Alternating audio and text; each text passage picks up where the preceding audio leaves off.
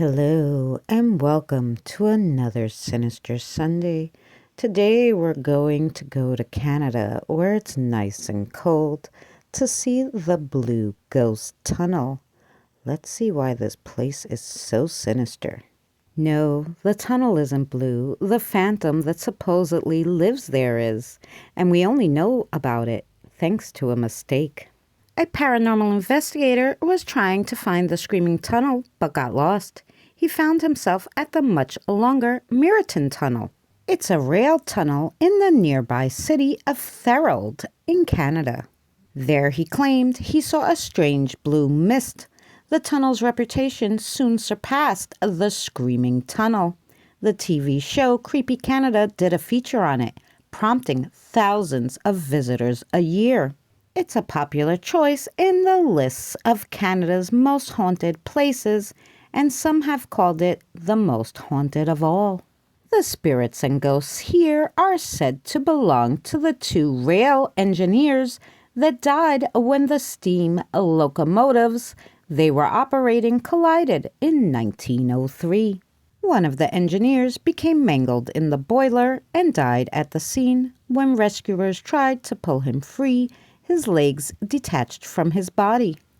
The other engineer was said to have fallen off the train into the flames and suffered burns over 90% of his body. He died hours later at a nearby hospital.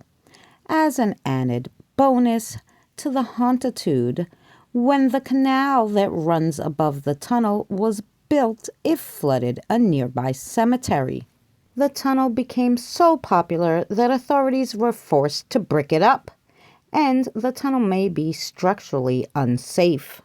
The paranormal investigator that made this tunnel famous says avoid it during the night hours. You're more likely to be threatened by drunken youth than a dead rail worker. This structure was built in 1876, made out of a limestone sourced locally. So you know what limestone does. It holds in energy. So this is a perfect place for lots of paranormal activity. This tunnel is 713 feet long, and it had passed beneath the former canal. The east entrance has turned into a wetland, and the west entrance has been sealed up by a cinder block wall. The tunnel floors are still covered by old railway ties. This tunnel was fully operational until 1915, when the final train passed through. An engineer named Henry Eastwood was the last one to pilot a train through the tunnel. The 1903 train crash wasn't the only accident there.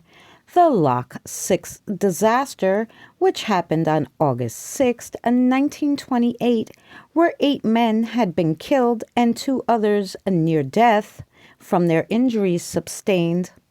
The lock itself over time was said to be cursed.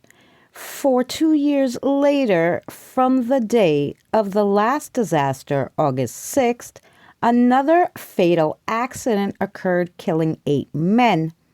There were other accidents along the canal too, and during the time it took to construct the canal, 107 lives were lost. The old German church was a log building built in 1773 by the Lutherans. By the 1830s, the old German church was pretty much abandoned and replaced by a new church building. The new church, St. Peter's Church, also gradually fell into disuse, being replaced by the Church of St. John's, and this happened right around the mid-1860s. However, the original old German church had a cemetery. It was just adjacent to St. Peter's Church, and it, just like the churches, were ignored. Many articles surfaced about the old German cemetery during 1875 and 1876. Shortly after all the articles were written, It was proposed that the town's council in August 1876 find a space for a new cemetery. The town council recorded the minutes of the proposal but did nothing about it.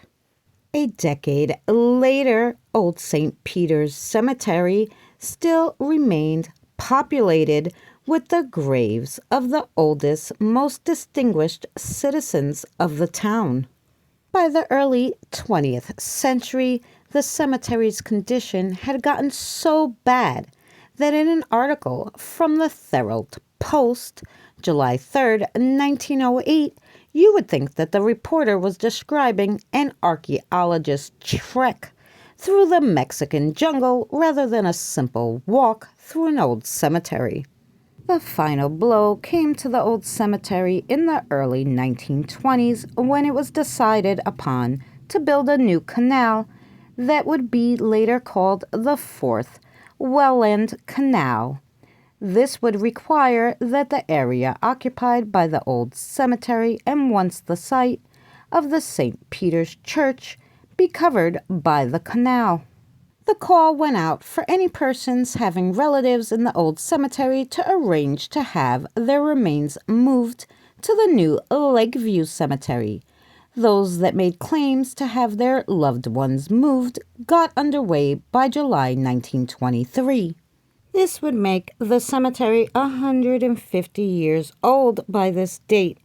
Total graves that were in the cemetery was numbered at 913 graves, the oldest one being of Hannah Lambton, buried there in 1793. The government stated at that time that they were only going to remove the graves that were claimed. Those without markers or that were not claimed would remain in the cemetery. By the time it was all said and done, a total of 250 graves had been removed out of the 913, leaving a total of 663 graves that are still in the area that is now underwater and runs right by the Blue Ghost Tunnel. It's unbelievable to think that anyone could just flood over a gravesite with bodies still buried in the ground. The old graveyard is nothing more than a watery gravesite for those who were once prominent citizens of the township of Thorold, Ontario. So you know that area must be haunted. Thank you so much for watching another Sinister Sunday. If you like this content, please check out our playlist Sinister Sunday for more. And if you're not subscribed, consider subscribing. We'll see you next week.